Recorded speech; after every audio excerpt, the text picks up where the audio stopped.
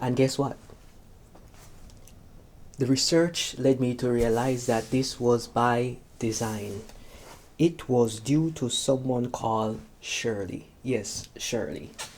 And let me just pull up on my phone so that you can see Shirley and how she was instrumental in making beautiful people think that they are not as beautiful as they are.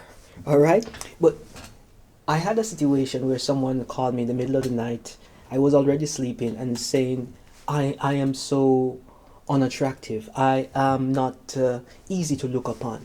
But I was confused because I thought I was having a nightmare. But this person was frantic and was almost convincing themselves that they were not beautiful.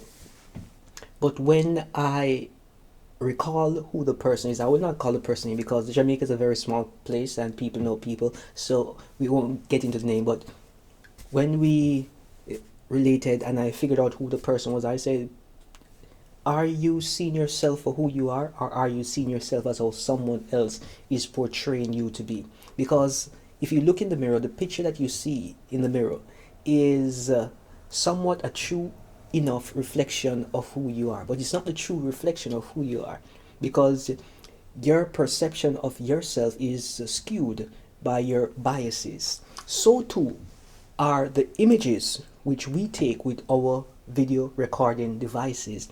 They too were skewed by the manufacturer. So let me pull up Shirley